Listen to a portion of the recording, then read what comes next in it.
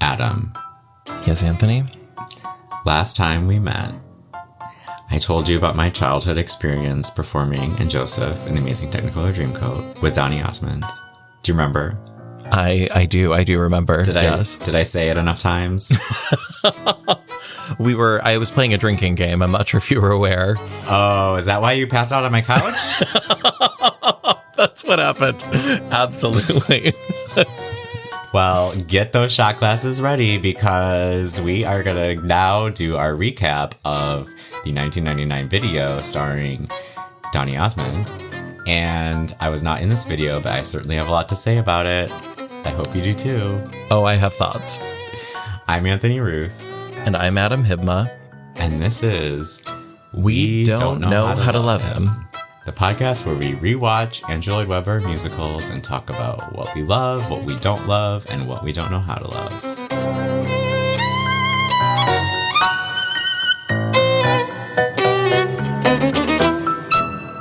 So, Anthony. Adam. Now that you've told us all about the history of Joseph, yes, I think it is time for us to discuss the 1999 video. I have thoughts. All right. The show opens. The kids are kind of filing in. In this show, it's very much a realistic school setting. Kids in school uniforms. In ours, it was more of an abstract setting. The kids would come in through the audience, make a little bit of a ruckus. I remember when I first saw it, I was in the audience and I didn't know that there were kids in the show, and they came in and they were loud, and I was like, hey, because it was a school day performance. It was a Wednesday matinee.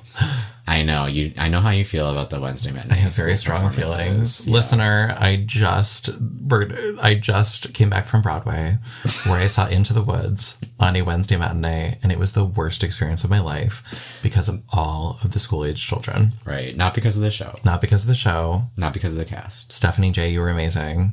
High school students behind me, you were monsters.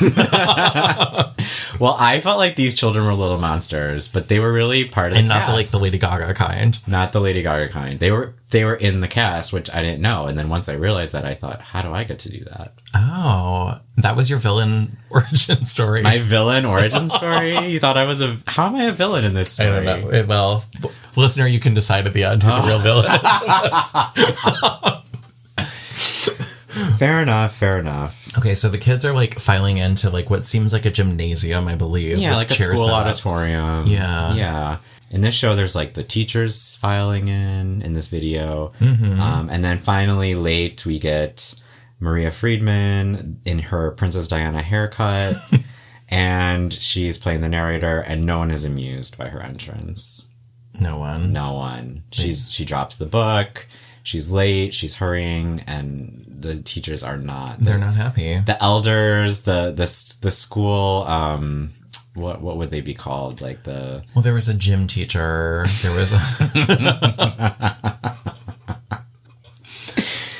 what do you call maybe? the faculty? The faculty. The school faculty. The senior faculty. The administration. Yeah, the administration are not amused. They're not happy with us. While this is happening, the credits are rolling. Yes. And I thought the credits were hideous. It was kind of a Comic Sans situation. It was a comic. It reminded me, if you've seen the movie Nuts. In the movie Nuts, Barbra Streisand's 1987 classic, it's chalk-like scrawl that almost looks childlike, and that was very similar to the font used for this one. Yeah, I wasn't feeling the font either. No. Especially when there's such a beautiful logo. And we have a design expert on our panel today, do. So I trust Today you. and every day. Today and every day. No, but the lettering of the Joseph logo to me is so unique. I love it. And they should have used that. Yeah, I mean, it's not a font. It would have all had to be hand-drawn, but they have the money. To me, it's worth it. They have the money to do this. They could have hand-drawn every single credit. Really useful group. That would be 0.01% of their annual operating budget. Yeah. Did you notice the Really Useful Films logo at the beginning? No, I missed it. Yeah. It's called Really Useful Films. I guess they have these different divisions. Wow. Did you ever apply to work for Really Useful Films? I mean, those files are sealed, but I've already been employed by Really Useful Group, okay? You have. It was your first job. It was my first job. Oh my God. So she sings the prologue, which is like a sweet little song. Even before that. Oh, okay. I noticed Joan Collins as the pianist starts playing the quote-unquote piano. And it is all synthesizers. It was very confusing to me. I was like... You wanted realism. I wanted a piano. You know, Glee, for all of its problems, generally tried to represent the actual instruments that we were hearing. Like, they would try to have those on in the choir room. And I missed that. I was like, why is Joan Collins why is a synthesized orchestra coming out of this piano? Fair enough. For me, it worked. I mean, Joseph is magic, and to me, the music just it wasn't discordant for me. It transcends rationality. It does. Yes. I wasn't quite sure if that was Joan Collins. Like, she kind of fooled me in that wig. It took me a little bit to realize. I was like, I think that's Joan Collins, and then like when they went back to her, I was like, okay, that's definitely Joan Collins. But it was hard to tell. I also wasn't 100% sure that Joan Collins would show up to film that scene. No. It seemed like she was kind of in and out as Mrs. Potiphar, and would she really come back to do that intro scene? But she did. And she's so glamorous all the time. So to see her in a less glammed up role, I think that's what it was. It just really didn't look like her. I wonder if that was her Oscar, when when actresses are playing a role that is so Nicole Kidman and as In the Hours. Yeah. Or Charlize Theron in Monster. Right. That was her Charlize Theron in Monster. All right. Well, what did you think of the prologue, Maria Friedman's little opening number that sets the scene?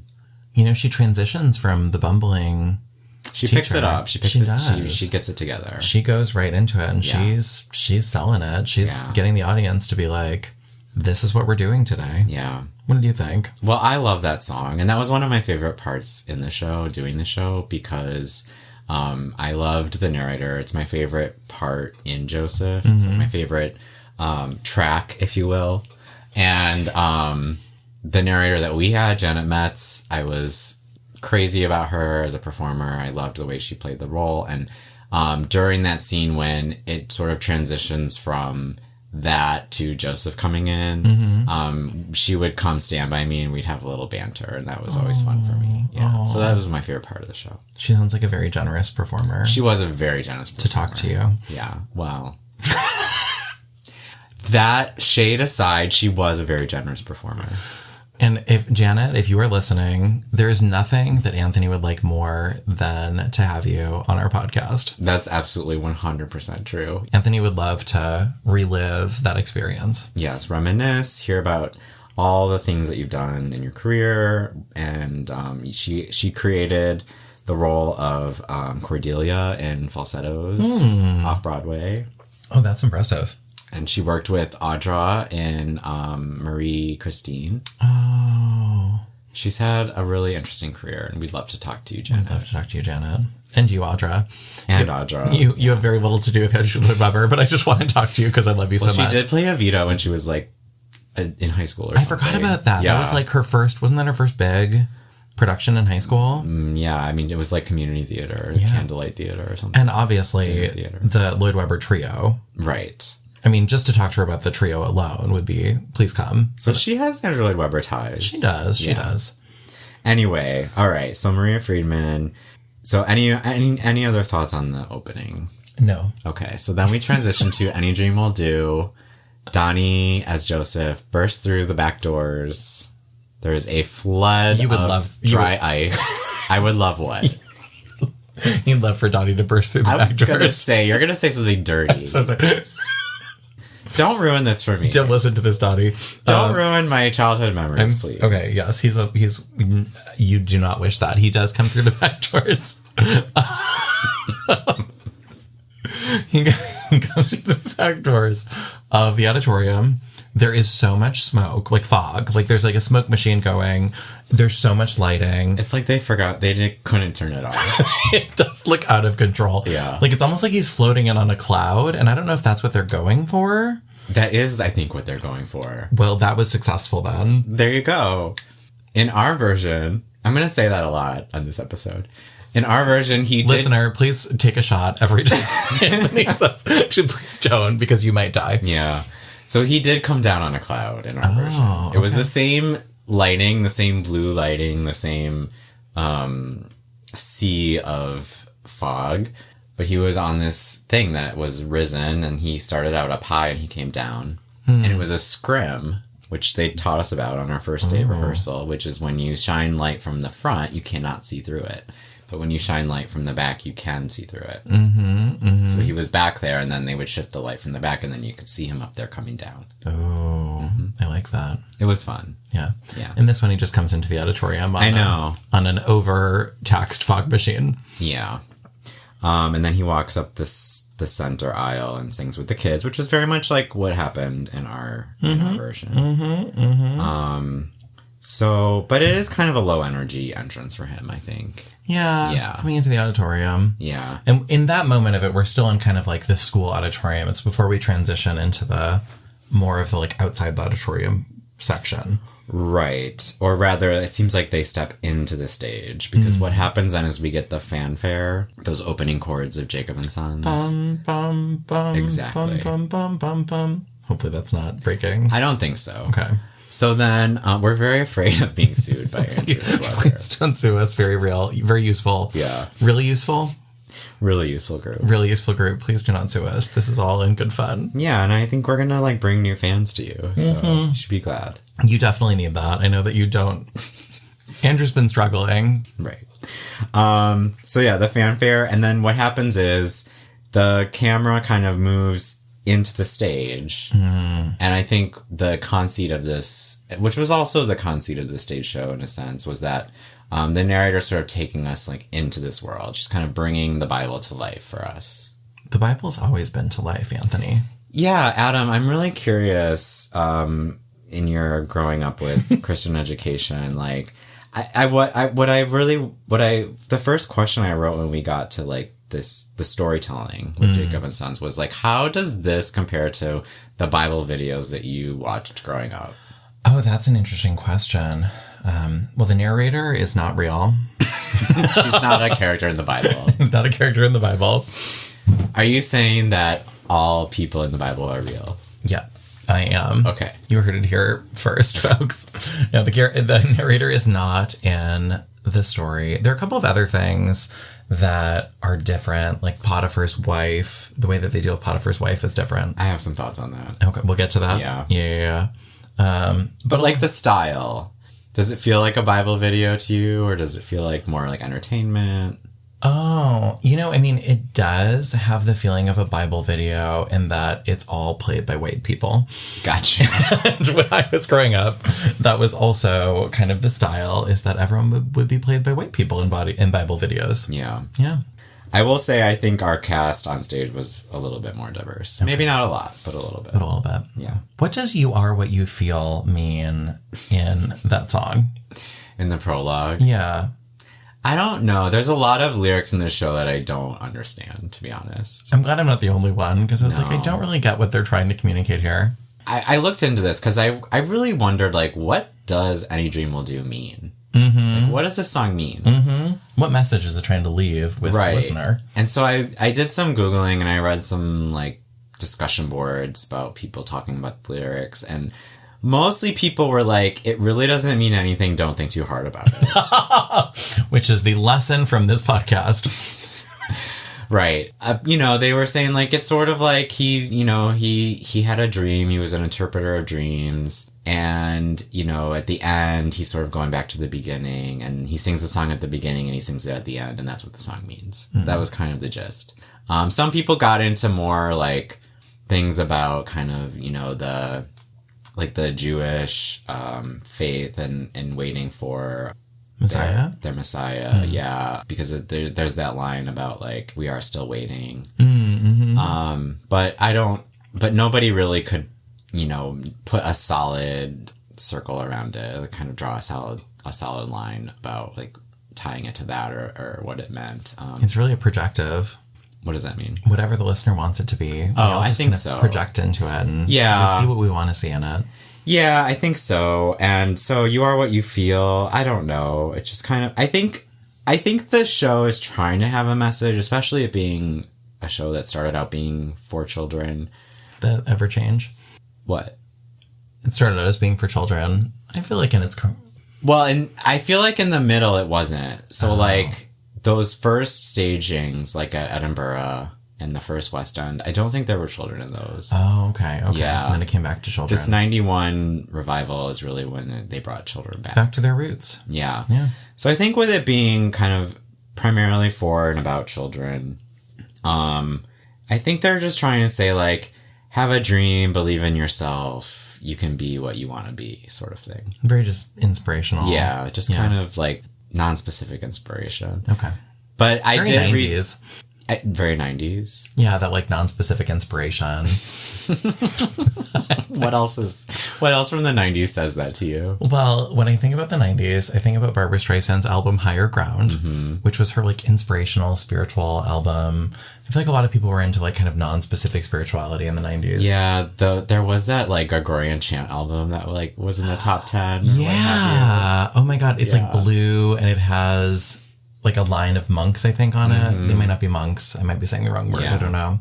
Gregorian monks, I think. And that's like right. Enya, was she in the 90s? Yeah. Yeah, I think you're onto something there. So we move into the world of the show. Kind of, we move on to the stage and we're kind of in this fantasy world. And then we get Jacob and Sons and Joseph's Coat. What did you think of these songs? So when watching Donny Osmond perform the role of Joseph in this moment, I kept thinking about the Dear Evan Hansen movie. Which I have not seen. Which you've not seen. Okay, but I think I know where you're going, but continue. And I think possibly that the people who created the Dear Evan Hansen movie thought, you know, if Donny Osmond can portray a 17-year-old Joseph when he's 40, then surely Ben Platt can portray a 17-year-old when he's like Evan Hansen. I was like, what's his name again? Dear. Who played Dear, who can portray Evan Hansen in the movie. So I thought that maybe this served as the inspiration for Dear Evan Hansen, and Ben Platt is the casting of Evan Hansen in the movie.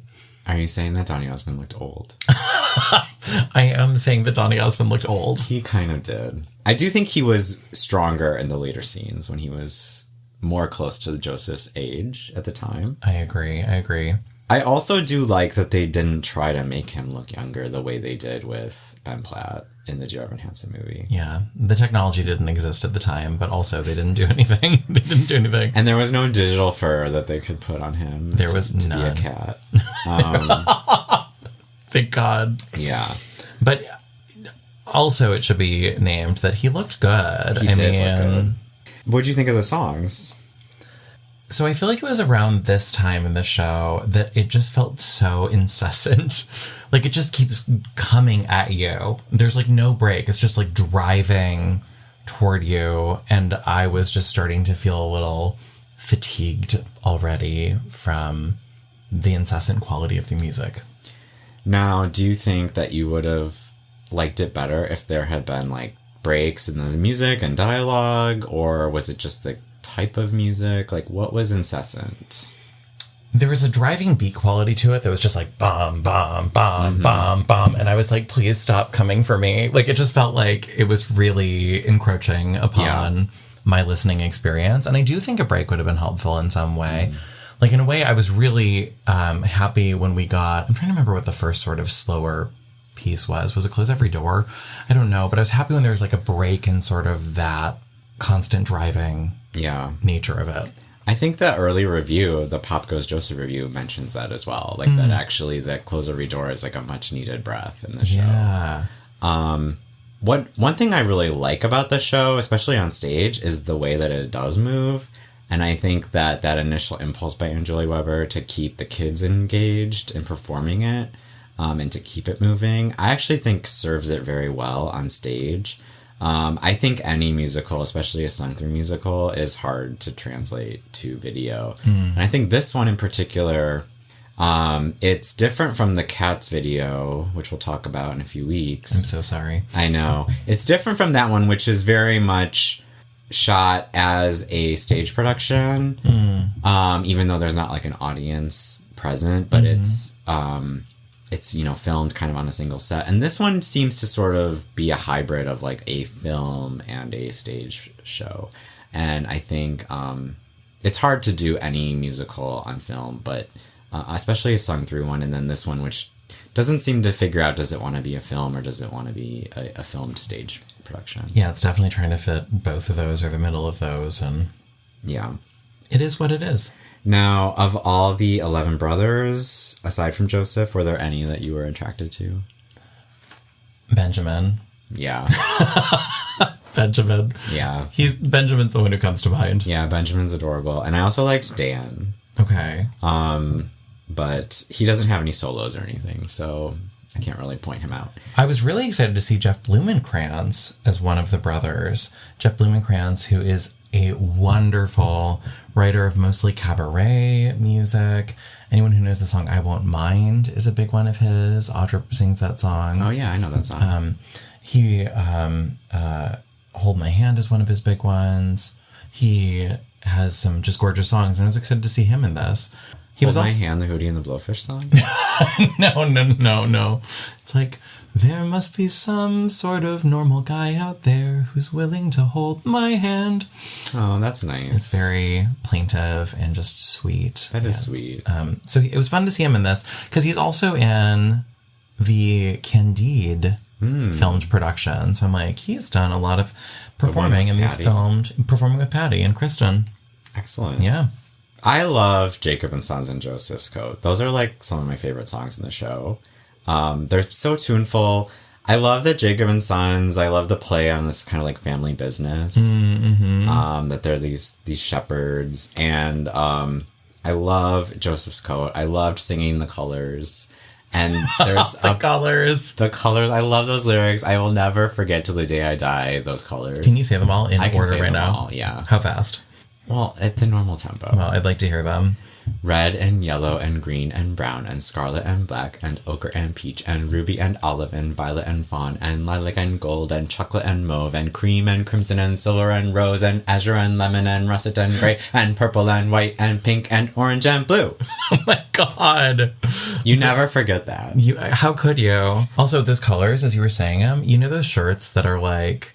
Oh, yeah. The like blah and like... Yeah, there's a Sondheim one too. It's a Sunday in the Park. Oh, we need one of those shirts, but with all the colors from the coat. They should do that. Do you think it would fit? Do you think you could like have would it have to be like extra long? 2 columns? I would wear it. They should make like a coat length. Oh my God. Kind of like Melania's coat that on the back said... I don't really care to you. I don't really care to you. Instead of that, on the back, it could list all the colors. Yeah. This would be a positive way to like reclaim lettering on coats. I do feel like since that happened, there has been a need to reclaim lettering on coats. I think so too. I'm so glad that you finally came up with a solution. This is my cause. Like this is my cause celeb. Okay, really useful group. We just gave you a great business idea. Gold mine. Gold mine. Gold is one of the colors, by the way. It is one of the colors. A mauve mine. A mauve mine. I remember when I went to see the show with my school, before I was in it, and we watched, like, there was like a program for schools. So we went to the theater, there was a program, then we had lunch, then we came back and saw the show. And in the program, we watched a video, and in the interview with Tim Rice, he's like, I think if the coat actually had all the colors that are in the song, it would look pretty bad. The coat, which makes sense. The coat feels like a physical representation of LSD. Well, and I actually feel like this particular coat is like one of the tamer versions of the multiple coats that have been used over the years. Well, it's my favorite one. Okay. But it's also like, like everyone loves the cast that they saw, or everyone loves like the version that they first were introduced to. And so for me, like I'm always going to love this version the most. You always be partial. Yeah. That coat is really trippy. It is, but I love it. Not in a bad way. It's just like, it's very psychedelic. It's my favorite, though. I feel like it's the least psychedelic of all. Is it really? Okay.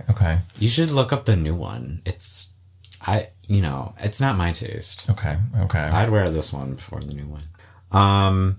But yes, I love the part where Joseph's wearing his coat. The kids, in this version, they run onto the stage and their costumes are like transformed from their school uniforms into those, what Ben Brantley called the Benetton. We had the same costumes. Mine was from the Gap. It was not from Benetton. Oh, so. Did you buy it yourself? No, they gave it to us. Okay. We didn't get to keep it. No, we didn't get to keep it. I had a Gap red polo, and then I had like white. I don't think those are the Gap, but I had like these white shorts and then white sneakers and a red cap. Oh, red 4. It was red 4. So the kids run to the stage, their costumes are transformed, and then they do these circles around Joseph. And I'm going to say this so many times because I already said my favorite part of the show, but this was also my favorite part of the show where we do the circles because it was so fun. And then the way that the kids then form like a choir behind Joseph. And what happens is in the beginning, our colors are all mixed up. But then when we form that choir behind him, it's like a rainbow with red, orange, yellow, green, blue, purple, pink. Not violet. Going across. It was called purple. No, but Roy G. Biv, blue. Yeah, but this was different. Oh. It's the Joseph rainbow. The Joseph rainbow, yes. Which is a very specific rainbow. The pink was more fuchsia, but Okay. Well, that's exciting. Yeah. Like all of a sudden it just showed up like it was like all these different colors and then it was all in a row. Exactly. And it was so cool because it was all scattered and then through this choreography it turns out into this beautiful spectrum. It feels like chaos, but then it becomes organized. It was very organized. It was organized from the beginning. You just didn't know. You didn't know. You're like, oh my God, there was a plan to this. This wasn't just a hodgepodge. Yeah. One line that I really liked was being told we're also Rands does not make us Joseph fans. I was like, I actually really think that's clever. Yeah. Rhyming also Rands, which is not a very common phrase, at least nowadays, also Rands with fans. So I was like, okay, Tim Rice. Yeah, he really used like a modern vernacular in the lyricism that, was, I think, part of what made it fun. There was a certain irreverence about the subject matter. Very irreverent, yes. That made it palatable, I think, for people. As a modern oratorio, we can't be using Latin, for instance. No. So we get to Joseph's dreams, and this is where he says that he's had these dreams, that he's born for higher things than his brothers, and we learn why they don't like him. And this song, I was trying to think, like, what style is this song? It kind of has this, like, that song, like, Why Don't You Do Right? So there's the dream part, which is, like, harpsichord-y and kind of Beatles-esque, and then they move into this, like, the part where they're sort of plotting against him, and they're angry about him, and the narrator is there, and it's kind of sexy. Is that when she's getting all horned up? Yeah, she's getting horned up. I was like, why is she so horny right now? Well, she's surrounded by all these, like, angry men. It's all this testosterone. I get it. Okay, that makes sense. But that song, I don't know, it kind of has this, like, why don't you do right quality to it or something. Why don't you do right? There's something, like, jazzy 1920s kind of about, I don't know, I couldn't quite place it. Is this the Korn song about? The Korn song, yeah. My note, I just said the Korn song about the Dreamers has to go. I was not a fan of the Korn song. All right. The Korn part is not my favorite, but then when it turns into that more like jazzy, sultry part, I do like that part. When it turns into the 11 Angry Men part. I mean, I don't like the anger, but I like the music, okay? Yeah. I really recognized in this production, and I'm not sure if they're going for this, but Joseph is kind of a dick. He starts out that way. He's a little high on himself. He is, and I don't remember learning that in Sunday school. What did they tell you? I think Joseph was just a hero through and through who was like treated poorly. He was. And I was like, he kind of is a dick in this. Okay, but did he deserve what happened to him? No, I mean, I don't think boasting... Yeah. Spoiler alert, listener. I don't think boasting means that you should be sold... Right. Yeah. Like almost killed and then at the last second instead sold. Yes. Like I don't think that was justified, but I was like, he is kind of annoying. Yeah. He's like the 11th born, I think. I don't know what the birth order is, but he was the favorite. I think he's the 11th born. I might be wrong about that. Benjamin's the youngest. I know that. Reuben's the oldest. Yeah. Yeah. Reuben was the eldest of the children of Israel, as the song goes. It's so educational. I learned so much more from this than I ever did from Catholic school. Just kidding. Well, are you? I probably learned more about the Bible in Catholic school, but I learned more about life from being in Joseph. There's so many like hard life lessons in this. I would just say more of like being a working 13-year-old, working with adults. But yeah. Less about the show itself, more about you working in it. Yeah. That makes sense. So we get to the selling of Joseph. Yeah. Poor Joseph. What did you think of Andrew Lloyd Webber and Tim Rice's attempt at a rap? Can you remind me what some of the rap is? Well, it's like, or the brothers would be like, do you need a slave? You every bunch of Ishmaelites. Oh, remember the Young, strong, well-behaved, going cheap, and he reads and writes. It's more of a chant, I guess, than a rap. I guess. I would say that Lin-Manuel Miranda, Andrew Lloyd Webber is not. Right. That's what I would say. What would you say? Agreed. I don't think he should try to write raps. No. This was never one of my favorite songs. And then we get to another song that is not one of my favorites, and I just wrote down Nothing to Say, which is One Less Angel in Heaven. Oh, God. And that's one of the ones that wasn't originally... Well, there's a lot of things that weren't originally in it, but that was one of the ones that was just added... Right. I think for maybe the West End production? Correct. And that was... It was around that time that I wrote to myself, this beginning is relentless exposition, which really, I guess the whole thing is almost I don't know if it's all exposition or not, but I was just like, I feel like it's just story, change, story, which it kind of is. But it wasn't helping me with the sort of relentless quality of the material. I think the hoedown brings some nice, like a nice dance break at least. Some of the dance was a nice break in it. Yeah. Yeah. So then we get to Potiphar, and in the stage show, the kids left the stage for this scene. Because it's very inappropriate. It is very inappropriate. And then in the film, the narrator kind of like pulls the curtain closed on the stage. Like, you're not allowed to see this. But then, of course, the camera moves in. Oh, yeah. Yeah. Let's talk about Potiphar's wife. Let's talk about Joan Collins' outfit. Okay. I just remember the boob section being very, like, it's like so, like, the stomach area is covered. Is it with, like, a... It's kind of like a sequin bustier or something. Yeah. And then there's, like, the breast area. That is, like, white as if it was see-through almost. It looks sheer. It looks sheer. It's made to look sheer. With then, what did glitter. I would call it, like, almost like... It's almost like bedazzled... Nipples? Yeah, it's like pasties, but it's like bedazzled nipple covering. It was... Suggestive. It was suggestive, definitely. The children needed to leave for this moment. Agreed. And I would say that in this production, the Mrs. Potiphar costume was pretty much the same, but the Mrs. Potiphar is like, I don't know what they would be, like ladies in waiting or aides or what have you. Their costumes in this video were actually more covered up than the ones in the stage show. Oh. Their bedazzled breasts, there was more bedazzling in the video than in the stage show, which was really just like pasties. Okay. And again, kids were not on the stage for this part. Wait, in the stage show, their breasts were out and it was just pasties over their breasts? Well, it was the same kind of sheer top. Oh, okay. But the glitter was just covering the nipples like as pasties. Oh, okay. Gotcha. And, you know, I saw this show with my Catholic school. Like, we came on a school field trip and saw this show. Wow. I know. And I remember thinking, like, this is, like, kind of a lot. And it was, again, a slightly toned down for the video, but not much. And then there's basically, like, an orgy.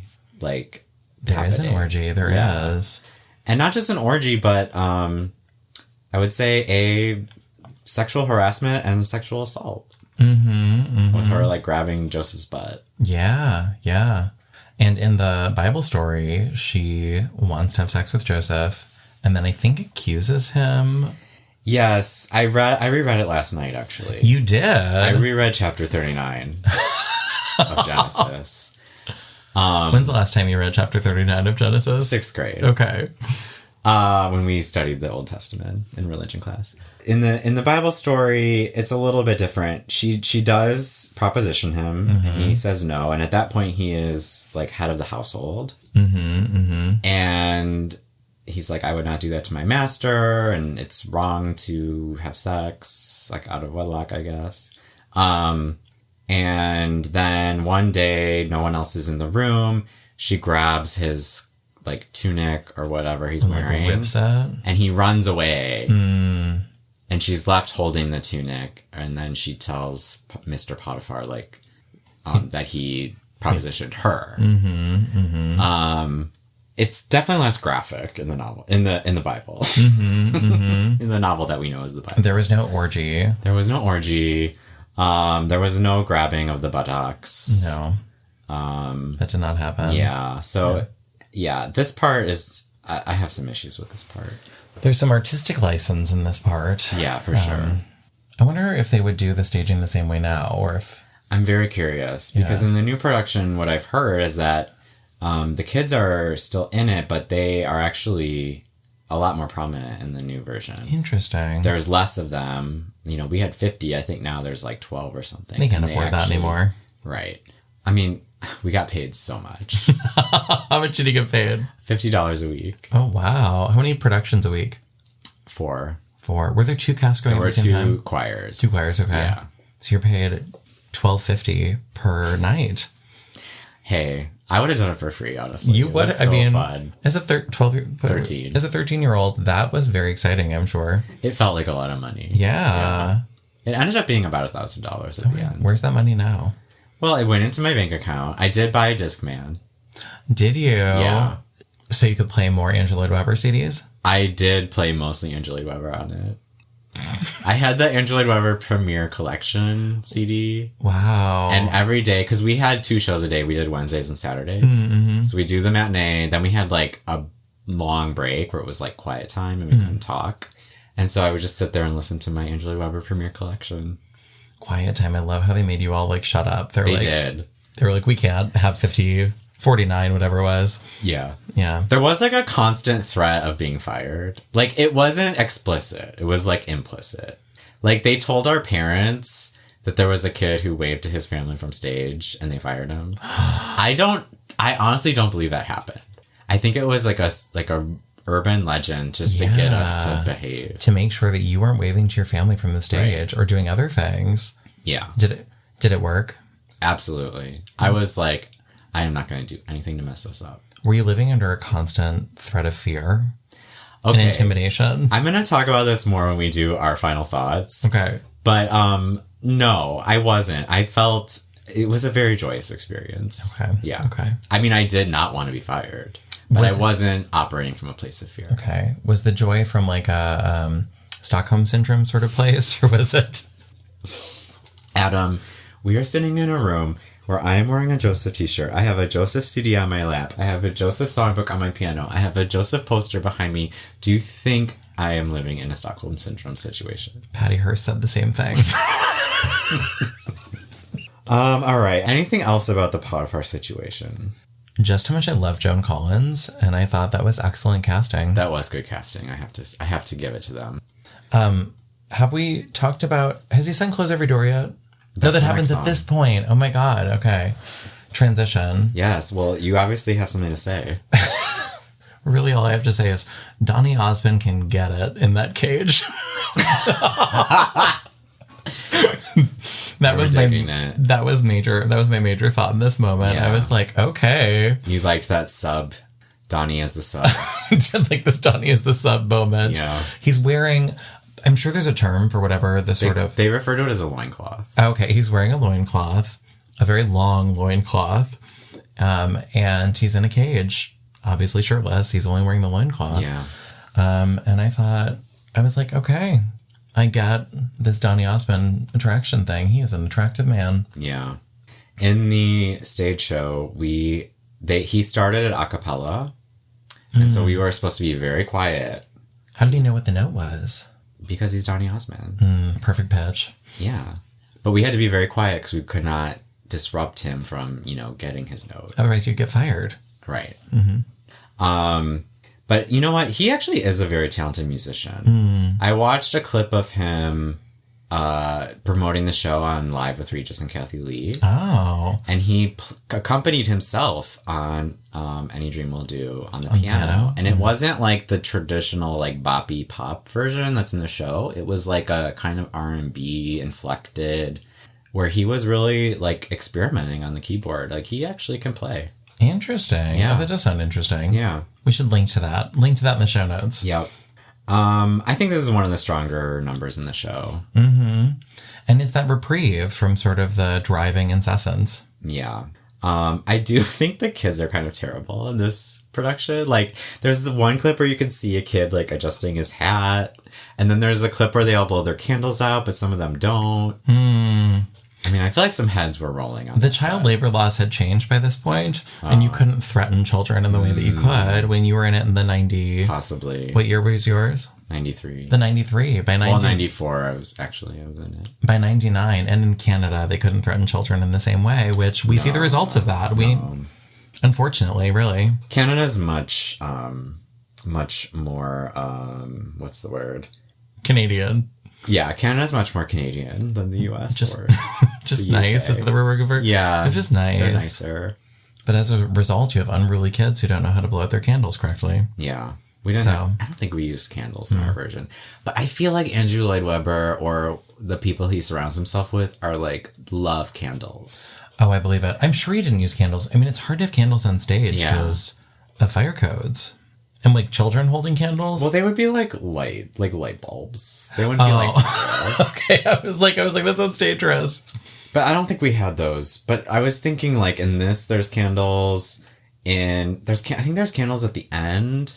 There's also candles in the music video of Any Dream Will Do with Jason Donovan. And then, of course, Phantom of the Opera has, like, candles everywhere. Everywhere, especially during the Phantom of the Opera song when she's, like, going through the water under the lagoon. The lagoon, wherever that is. We'll get to that. Yeah. So then we get to Go, Go, Go, Joseph. I love the self-referential lyrics in this song. Like, we've been outside and you're on the marquee. We've read the book and you come out on top. Yeah. That's funny. I didn't quite understand why Go Go Joseph was happening in this moment. Did I say the right number of goes? You said 2 goes. You heard that. You can't get one past me. I didn't understand quite why Go Go Go Joseph was happening in this moment. Was it just like, we had 30 seconds of sadness, we need to get back to like a happy message? Well, in the show, this is the Act 1 closer. Oh, yeah. Oh, that's also why I was like, the show's, I mean, it feels like it's been going on for 2 hours, but it's only been going on for like... God. It's like 40 minutes. It had been like 40 minutes at this point, so I was like, why is there an intermission? This makes no sense. Is this normally done with an intermission? Yes. The audience just sat down. I know. It's a breezy first act. You know, and that was the 90s too. I mean, nowadays, Broadway writers and I think audiences love something that doesn't have an intermission. That's all in one. Yeah. I mean, I loved seeing Funny Girl that went for 3 hours. That's what I loved. Did they have an intermission? They did. Okay, good. Like, give me an intermission. Give me a long show. I am spending money on this. Yeah. Well, this is the Act 1 closer, so I think that's why it's like such a big, fun number. Okay. I was like, he's in jail still. But he's interpreting the dreams, and then the other prisoners are like, Joseph, you know what you're doing. Like, keep going. Oh, that happened already. Yeah, because the Pharaoh's baker and butler are in jail with him, and he interprets their dreams. Which I don't think in the Bible it's a butler. I think it's a different word. Is it? Do you remember from yesterday? No. No. Okay. I didn't read chapter 42 or whatever. Oh, okay. You're like, I'm done. Yeah. I only read 39. There's like some weird staging and some weird camera choices in this number. Like the narrator, why is she singing between the butler's legs? That was weird. I was like, what is she doing down there? It was so unnecessary.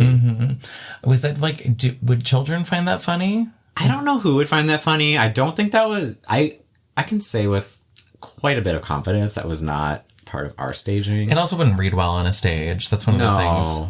It wasn't funny. It served no purpose. Yeah. And then, the costumes are a lot of fun in this number when they move to the go-go section. But then there's like this weird close up of like some a male dancer's white leather bikini.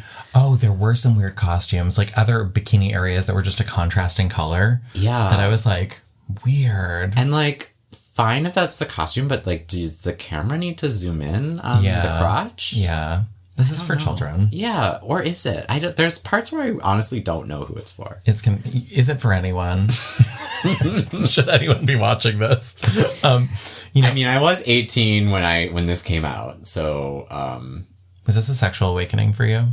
No, but I feel like I was age appropriate for this by the time it came out. Was there an NC-17 rating on it? It was played on PBS, so I don't think so. Probably not. It was on Great Performances. Oh, okay. Well, who knows? This is also where we start to get some really weird rhyming. And as I was listening to it the first time, I was like, some of this rhyming sucks. But then I thought about it more. And I was like, okay, this was originally written for British people, for the Brits. And so I think some of the rhymes work when it's spoken by a British person. And then when it's done by Canadians or Americans, it doesn't work so much. Like as, don't rely on all that I saw. It's just that I have not been wrong before. And I'm wondering if it's more like, don't rely on all I saw. It's just... like putting an R on the end of It's just that I have not been wrong before. Right. You know, like, I thought maybe that rhyme works better in the correct. Right. Yeah, Donny doesn't really sing with any sort of accent. No, and it's like a neutral pop vocal. And so some of the rhymes just sound absurd because of that, because they worked, I think, when pronounced a certain way and don't work as well another time. Yeah. Well, speaking of another time, so Joseph here is ahead of his time. This is the end of Act 1. I think we should take a little break, and then we'll come back and talk about Act 2. Sounds good. All right. So we're back. We are talking about Act 2, which opens with a pharaoh story. It's kind of a reprise of the prologue melody, introducing Act 2 and the pharaoh. This was, again, I like this song. I like the prologue. I like Pharaoh's story. This one has a little more oomph behind it. Any thoughts on this? No, it seemed the same as the last one. Okay. No new notes. No new notes. Fair enough. Then we get a fanfare inversion. So, we had the bum, bum, bum, bum, bum, bum, bum, bum, bum. So then we get like a more minor key, like Pharaoh fanfare that's like, bum, bum, bum, bum, bum, bum, bum, bum, bum, bum, bum. I mean, Andrew Lloyd Webber, he can write music. Pulling out all the stops for this one. Yeah, I mean, it's not just a straight repeat. It's not. He's thinking about character. He's thinking about mood. It's like a theme and variations. It's song and dance. Song and dance. So we get that Pharaoh fanfare inversion. And then we get Song of the King, the Elvis song. Yes. Yes. The actor, Robert Tordy, who plays Pharaoh in this video, he also played Pharaoh on Broadway in the 93 Broadway production. Oh. He also played a Elvis-like character in the Broadway production of Starlight Express. There's an Elvis-like character in Starlight Express? There is. Okay. Huh. Yeah. Andrew and Tim really liked Elvis. They really, when they have a good idea, they think there's nothing like continuing to use that good idea. Yeah. So you do think that the Pharaoh as Elvis is a good idea? I think they think it's a good idea. I think it's clever. No. He's the king. No, I do. I think, I didn't. I didn't get that. I didn't get that. No, that does make sense. Yeah, that does make sense. No, I actually did say this strangely works for me. Oh. Yeah, that was my note. I'm glad to hear that. That was my note. This strangely works for me. Yeah. It works for me too. The song is not like a very... Yeah, I mean, I'm not so into the like 3-chord rock and roll song as a thing. I also like really struggled to understand the words. And I'm not sure if that was a sound mixing issue or what it was, but I was like, I really can't understand a lot of what... In the whole show or this song in particular? This song in particular. Okay. It was hard to understand him. There was also, I think this was a joke, and I Didn't think it landed. But when, like, Joseph is supposed to be interpreting Pharaoh's dream. Yeah. And he goes to the narrator and, like, reads the Bible to know how to interpret the dream. Mm-hmm. Was that in your production, too? You know, I don't remember, but I feel like maybe. Yeah, I think it was, actually. I like it. Oh, do you? You don't like it? It didn't land for me. No. Okay, so, what did it do for you? Well, Joseph is supposed to, like, he is a confident person. If there's nothing else we know about Joseph, is that he's confident. Yeah. And this idea that he's like, I don't know how to interpret this one. I need to go to the narrator and read the Bible. Like, I'm like, he knows how to interpret this dream. Yeah, that's true. I mean, I appreciate that. I appreciate your characterization of Joseph that way. To me, I guess there's a lot on the line for him here. Like, if he does not get this right, he is going back to jail or maybe worse. Because he just saw, I don't know if they did it in the video, but he tells the baker that he's going to die, right? And in the stage show, they actually had a prop that was the baker's head on a platter. Oh my God. Did the children have to leave the stage for that? No. So typical. Children can't view sex, but they can view violence. Exactly. Yeah. But, so there's a lot on the line for him here. Yeah. And so I don't know if I view it as, like, him lacking in confidence so much as just, like, wanting to use every tool at his disposal to make sure he gets it right. And I like when it sort of I like when it steps out of the frame, so to speak. And when he does interact with the narrator, when they do acknowledge, like, this is a show. And I liked that moment for that reason, too. Yeah. Maybe that served as the inspiration for Into the Woods. When they kill the narrator. Spoiler alert. Spoiler alert. People haven't seen Into the Woods. Maybe this served as an inspiration. That much beloved character of the narrator that is murdered. That makes sense. I hear that. I hear what you're saying. But yeah, not one of my favorite songs musically, but I agree as a scene, it's a lot of fun. And the set of this section is just so amazing. Yeah. Yeah. No, it is a rather amazing set. This is where we get into some rhyming things again, that again, I'm not sure if it works better if it's, again, with a particular accent, but like rhyming pajamas with farmers. And I don't know if it's like pajamas, farmers. I think it probably works better you're getting all my brilliant sort of accent You're so work good at accent work. in my resume. I mean, you're known for your accents. I'm known. It's like Meryl Streep, Adam Sandler. Thank you. Yeah. And some might even reverse that order. Right. But Fair. There's just some rhyming things that I wasn't sure, or famine and planning. But I wonder if that's like famine, planning. I don't think they're holding themselves to like the Sondheim standard. No. They're just like, as long as they wrote pop songs before this. That's true. This was like their first show. And all the words go by pretty quickly. So they're like hoping that the audience isn't really paying that much attention. Yeah. Yeah. And I think, again, they never expected this to be done as a full-fledged stage show. Like, they never thought it would be more than a 15 or 20-minute concert. No, that's all they really wrote for. Yeah. Some might say that's all that they really got. Not me, but someone else in this room might say that it was best incarnate as a Deco recording. So we have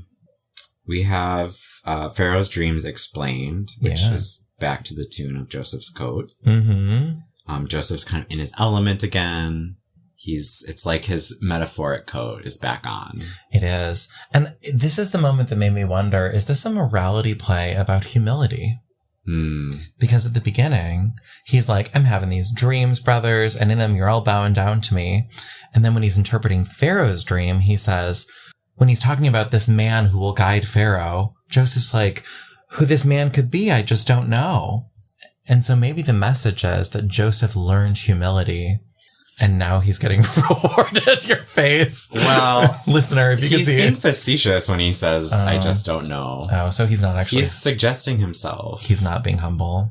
No. But I do think he's been kicked down a couple notches. He's not being humble, but he's been humbled. He has been humbled. This is our Oprah moment right now. What does Oprah say again? Were you silent or were you silenced? Were you humble or were you humbled? Right. I think he was humbled. Yeah, not humble. Yeah. Okay. That's fair. I think you're probably right. Yeah. Then we have Stone the Crows, where we kind of see that the Pharaoh's entourage has sort of transferred their love for Pharaoh onto Joseph. He's the new hot thing in Egypt. Mm-hmm. And they do it in this production, but they cut away from it before you really see it. But what happens in the stage show is that all the women kind of follow Joseph off the stage, and Pharaoh's left alone. And then he kind of like picks up the narrator. He's like, hey, you want to go with me? And then they go off in the other direction. Really? I did not. Yeah. They kind of cut away. You could see him starting to do it, and then they cut away. If you didn't know it was there, you wouldn't see it. Why do you think they made that choice in this one? I think because of the way the music flows into Canaan Days, they just had to like cut into that scene. I don't think they were intentionally trying to cut it out. I think it just didn't work with the editing. This has not been a production that shies away from sexuality. Exactly. So I don't think they intentionally cut it out. No, PBS wasn't like, this is the bridge too far. No, I don't think so. Then we get those Canaan Days, the French number. Oh, the French number. Thank you. Yeah. Thank you. Why you love it? No, I just couldn't remember what it was. I do remember the French number though. I had a special role for this during the show. What did you do? So the kids aren't on stage for this, but because I think they want like a very bare stage. It's like bears, like they want bears performing. No, they want like bareness, like there's nothing in Canaan, like the food is gone, there's no money, everything is. They want to contrast it with the opulence of Egypt. Exactly. So the kids leave the stage, but then there's 3 kids on each side who have these giant vulture puppets. Oh my God. That are like hovering over, like waiting for the brothers to die to eat them. And I got to do one of the vultures. Red 4 got to do a vulture? Red 4 was one of the vulture kids. Was the were you also were you called a vulture kid? I think we were called vulture kids. Were you like vulture 5 or what were you? I don't think we had numbers, but I was the middle vulture on stage left. Stage left, middle vulture. We need more vulture action. What direction would you go? No, I'm sorry, stage right. Okay. What direction would you go? What? They would be like, look hungrier. No, we didn't get any direction. Okay. It was just like shake the vulture. Okay. It was heavy. It was like 7 or 8 pounds. Oh. And you're like shaking it for like 4 minutes. Oh my God. You really built up those like arm muscles doing that. I mean, look at my arms. If you could see this right now, if we get enough listeners, we're going to post those arms to our... I mean, everybody would love to see to our Patreon. Arms. To our Patreon that we don't have yet. Maybe we will. We're going to post those arms to our Instagram. Yeah. Those arms. We're going to holding a vulture. Yeah. So that's Canaan Days. Any reactions to those Canaan Days? Did you like the song? Is that the song where they're searching through sacks? Or does that come later? That comes later. Okay, never mind then. Okay. No other reactions. Just I don't know. It was...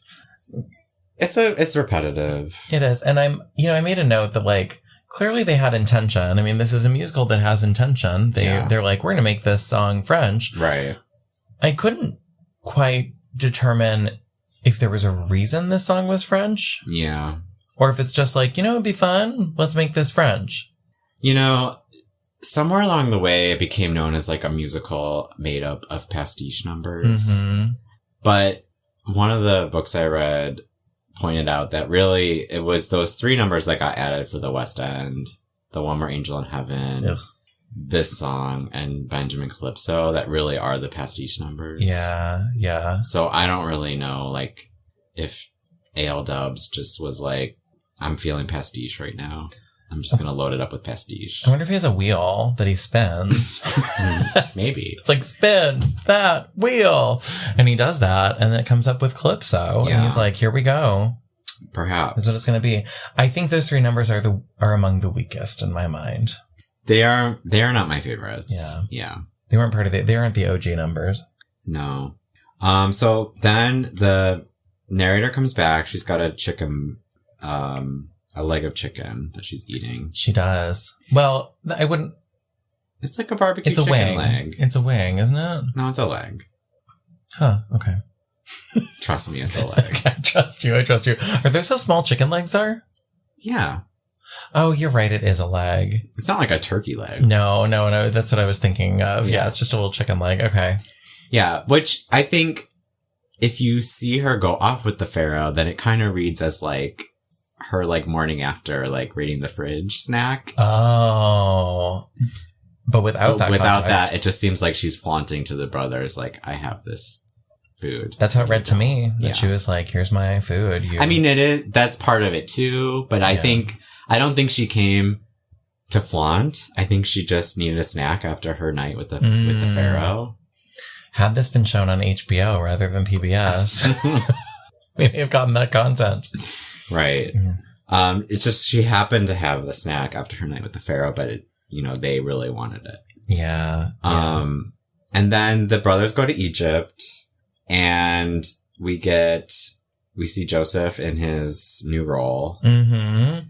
And I do think Donny in this version is better as the older, more powerful Joseph. I agree. Yeah. I don't think he ever feels particularly vulnerable or young in the other parts.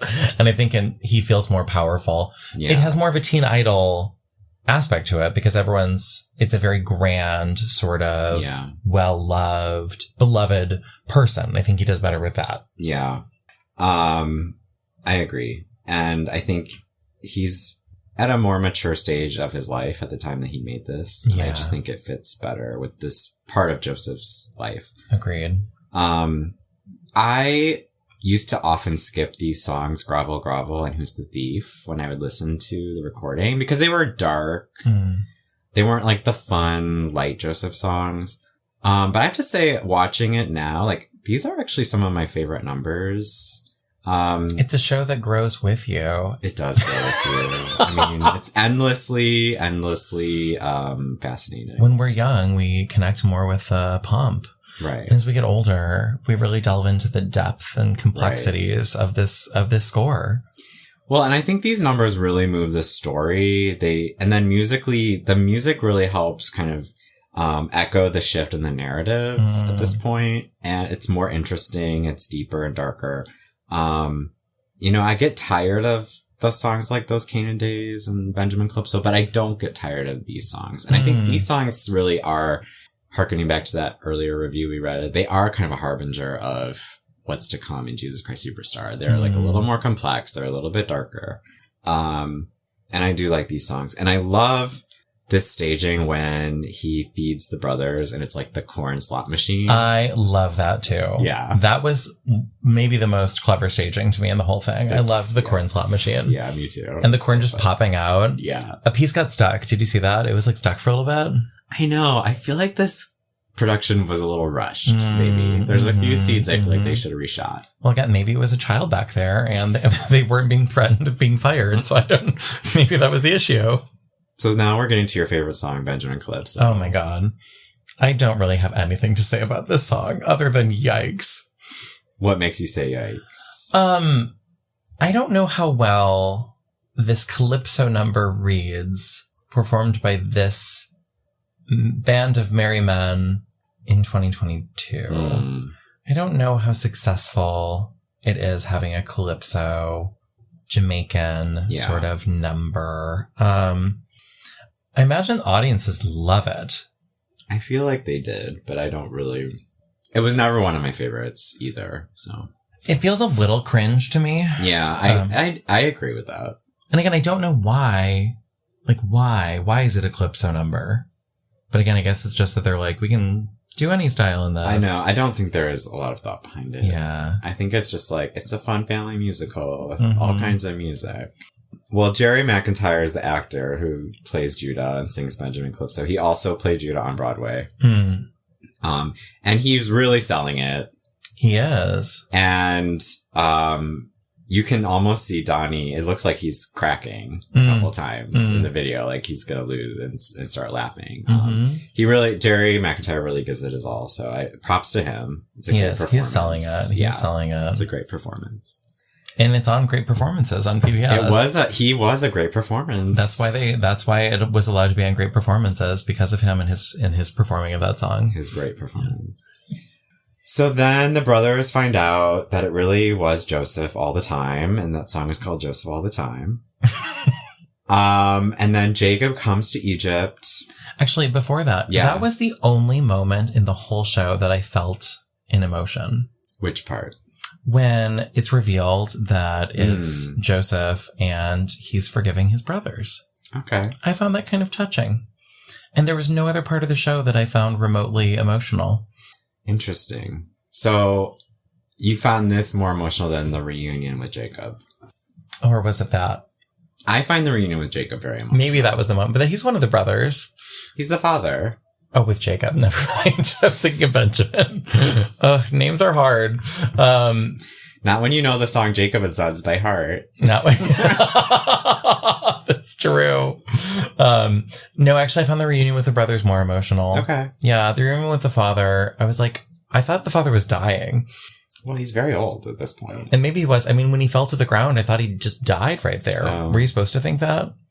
I don't remember him falling, to be honest. Oh, okay. I mean, I think he's bowing down, but I think there might be smoke in that moment again. Is there smoke and fog machine? Yes, there's smoke at the end. And so he's like in a cloud of smoke, and all of a sudden he falls to the ground, and I'm like, oh my God, Jacob just died. Well, he hasn't eaten in like 7 years. Then... Oh, poor Jacob. I mean, there's been a famine. There's been a famine. He needs food. So maybe he wasn't bowing. Maybe he was falling. Maybe he almost died in that moment. I think he did almost die. I think. And probably the grief, too. There was some real complexity. His favorite son. Yeah. This was a very complex moment in the show. I do think it took a lot, and it is touching that Joseph forgives his brothers. But I guess for me, the reason that moment doesn't trigger a tear is that... Oh, it didn't trigger a tear, just to be clear. Doesn't trigger an emotion for me, is that he's so mean to them by playing this trick on them. And so I don't know how much Joseph really does grow in this show, to be honest. I mean, he's kind of stuck up at the beginning, and then he's kind of mean at this part. That's interesting, because I feel like this is where me learning about it in Sunday school puts a different frame on it. Okay. And I think this is something that isn't... I might be misremembering this story. It's been a number of years, folks. But I think that Joseph isn't just playing a trick on them. Joseph is wanting to figure out, have they grown? Have they changed in any way? And so the reason that he targets Benjamin is Benjamin would be Jacob's favorite son at this point, because Joseph is dead. Oh. Benjamin is also the child of Benjamin's mother, Rachel. Because Jacob had kids with like 4 people. I think it was Leah's maidservant, Rachel's maidservant, I think. I think that's the word. And Benjamin was also a child of Rachel. And so Benjamin would have been the favorite of Jacob. And all the brothers know that. And there's this opportunity for the new favorite to be taken away from them. And they didn't even do anything to create it this time. It just happened to Benjamin. Right. And the brothers are like, no, it wasn't him. Punish us instead. They're doing anything they can to make sure that Benjamin isn't punished or taken away from Jacob, I think out of having learned from what they did to Joseph and out of their love for their father. And so that's the frame that I was reading that scene with. Well, that's really helpful context. I wish they had written that into the show. That would have been a good moment for the show. Yeah, like why not add that song? Yeah. We're going to add a song. Yeah, because I think that was what was motivating Joseph, was like, have they changed? Is there something different here now? Yeah, and they do allude to that, him looking for change. Like they say like, Joseph knew by this his brothers now were honest men. But yeah, that context isn't completely clear. Yeah. And that comes after the fact, I imagine, that line. Yeah. So you're watching the whole thing, and there's not enough clarity to make you realize, oh, he was really testing them, but also like wanting to see, how much have they changed?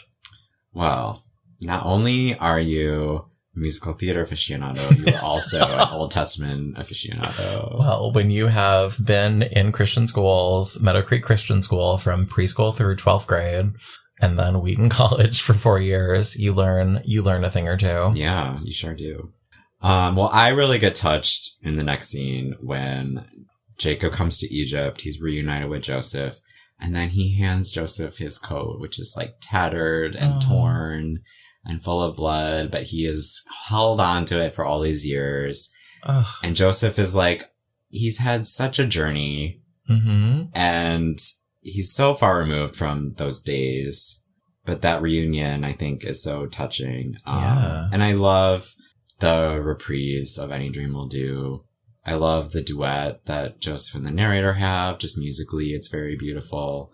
And to me, you know, when they have that key change to May I Return to the beginning, it's just, and like, it's the full cast singing, and I think there is smoke again.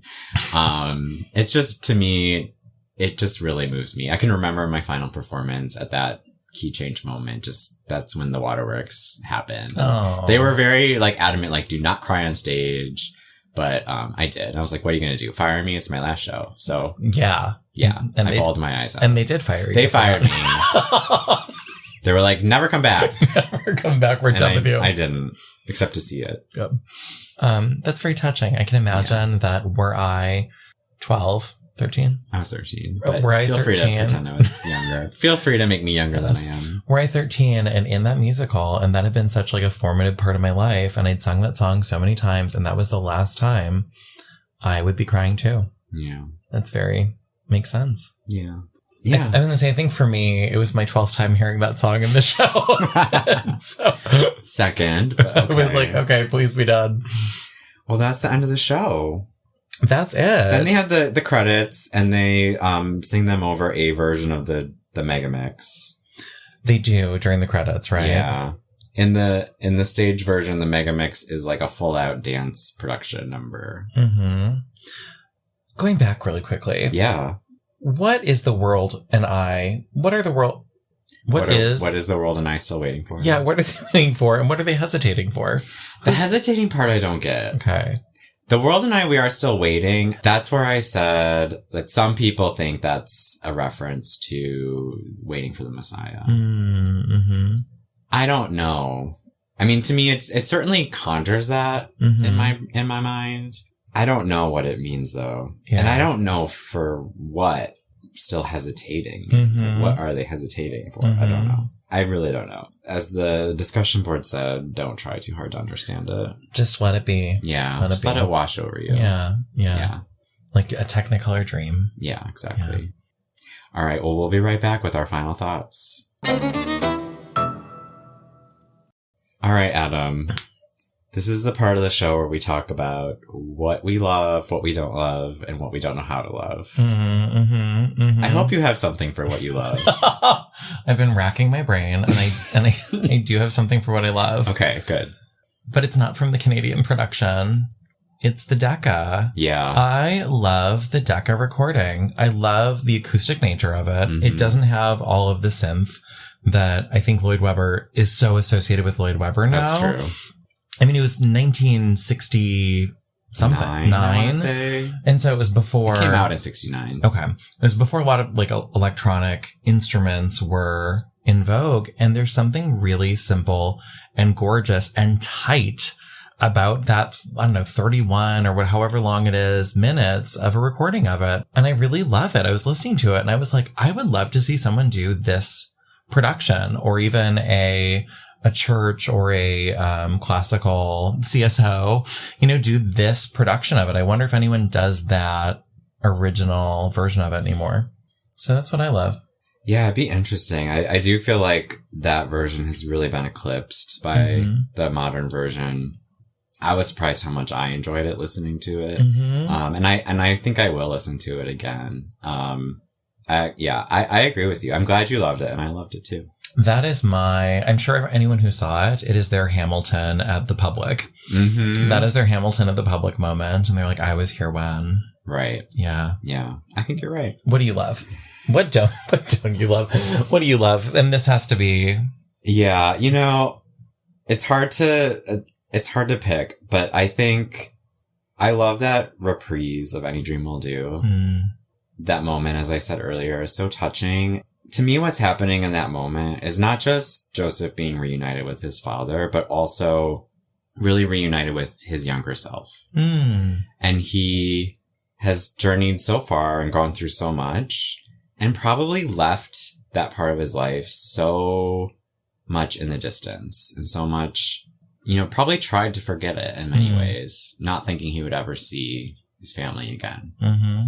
And in many ways, preparing to do this podcast has been like me reuniting with my younger self. And so when I came across that scene and watching it, I felt very emotional and really enjoyed reconnecting with these memories of my time doing this show. The time that I was in the show was like not a very good time in my life. Like I was very unhappy at school, and being able to leave school, this place that I hated, and go to this rehearsal every day. We got to leave at noon. So every day was a half day. We got to go and do rehearsal every afternoon for a month. And then we got to leave every Wednesday to do a 2-show day. And then we had a 2-show day on Saturday. And that was just pure joy for me, being able to do that.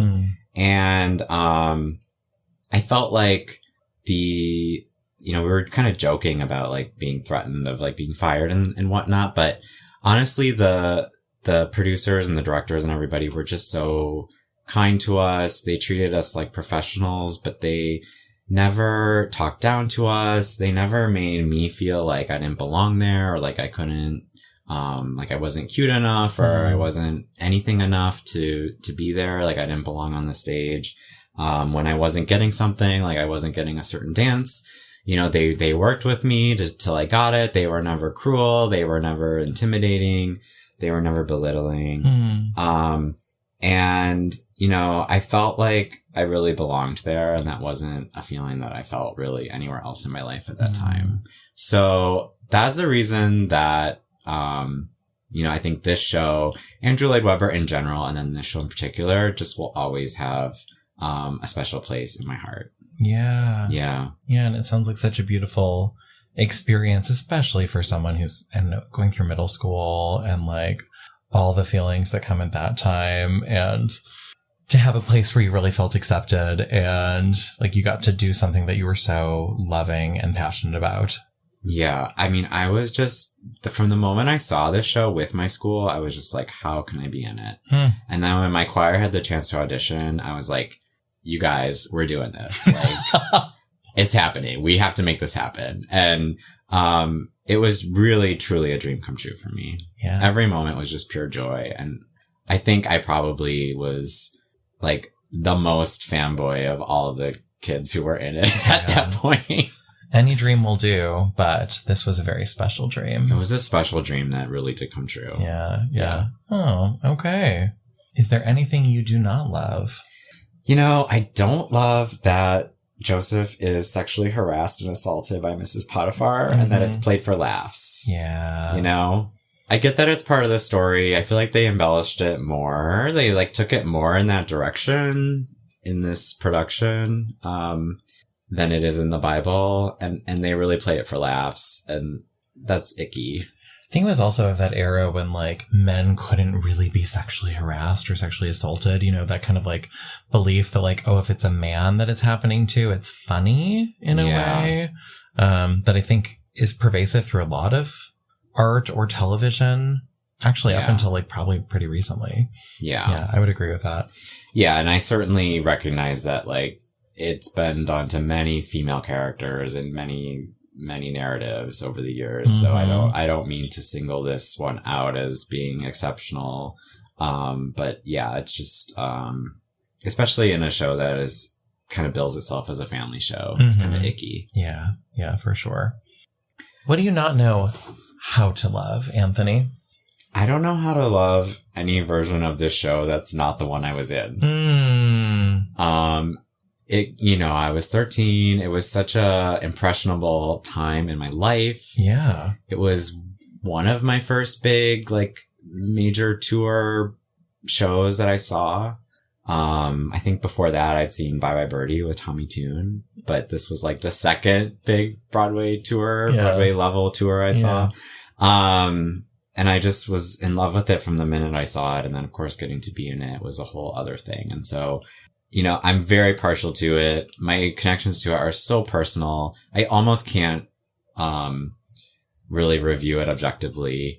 And I just, there's this new production in the UK that's coming to Canada. Maybe it'll end up on Broadway. I'm curious about it. I'm a little scared to see it. I don't know what I'll think of it. I'm just very partial to this version. Absolutely. Probably one of the most emotional experiences of your life, I would imagine. I think so. Yeah. I mean, it's a lot to experience at a young age. Yeah. In a good way. For sure. And you are such a well-adjusted child star. I know. I really didn't go off the deep end. Didn't go off the deep end after Joseph at 12.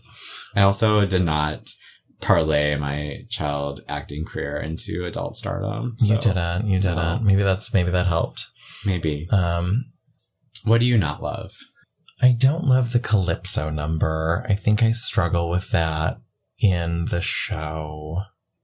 And I think maybe more generally, I struggle with the pastiche sort of numbers that are added. I just don't get them, and I don't know why they are in the styles that they're in. And so, other than this might be fun, I wish I could ascertain some sort of reason for it a little bit more, what the point of that was. So I don't think I love those numbers.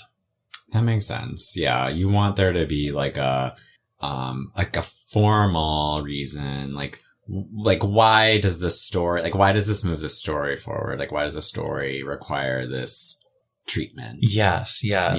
How is this helping the story to progress rather than just like, this might be fun to use this number to do this work? Right. That makes sense. What do you not know how to love? I don't think I know how to love the way that it got bigger over time. I'm sure there are reasons to love the bigger version, but when I was listening to the Decca version, I was just like, this is really quality. And I don't know how to love how it went from something that was smaller and intimate in a way to something that became much more bombastic or driving. And I think had additions added to it, probably for the purpose of making it a large West End or Broadway production. I think the original probably had a little bit more of an artistic quality to it. And I think some of the additions feel like, well, we need this because we're bringing it to this larger audience or this larger space, or like, obviously West End or Broadway audiences aren't going to pay for 30-minute sort of production of something. They're going to pay those numbers for. So I think I don't know how to love the over-the-top quality of the material. And I wish I did. Yeah, that makes sense. I wish that I could take you in a time machine and show you the production at the Chicago Theater that I was in. I mean, it really was just dazzling. Yeah. Yeah. It's really notable that you did not say you wish you could take me in a time machine and I could perform with you. There's only room for one star in this podcast. It would not be an interesting podcast if we'd both been in that production. What would be the point? I mean, the funny thing about me saying that right now is that you are by far like the more successful performer today of the two of us. I don't even know what that means, but... Well, you are like in a cabaret. I was in a cabaret. Barbra Streisand's You've been in birthday. many cabarets, Been in a few and cabarets. You regularly perform a cabaret. Well, I do like that art form, so... Yeah. Well, so do I, but...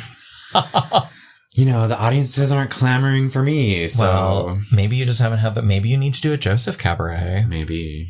Tell the story of your involvement in Joseph.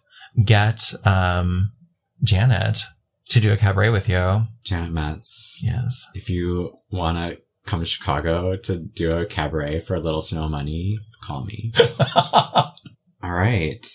That brings us to the end of Joseph. The dream is ended. That's the end. May we return to the beginning? You would say, please no. We encourage you, listeners, to listen to this episode over and over again. Return to the beginning. No, but please do tell your friends if you like it. Please go to iTunes or whatever platform you're listening to and rate and review. That really does help the podcast. Mm-hmm. Please follow us on Instagram at How to Love Him Pod. Adam, what are we going to be talking about on our next episode? Oh, God. Well, this was not the last musical that Lloyd Webber and Tim Rice wrote together. And so In fact, it was the first. In fact, it was the first. And so we are going to be going to their next collaboration, which was also about a famous Bible character. Perhaps the most famous. Perhaps the most iconic Bible character, Jesus Christ. We will be... I was going to say Mary Magdalene. That would be more accurate. Well, we'll be talking about Jesus Christ Superstar. We will be focusing on the Norman Jewison Hollywood film. Theatrical release. Yes. So come back then for an exploration of the next biblical epic, Jesus Christ Superstar.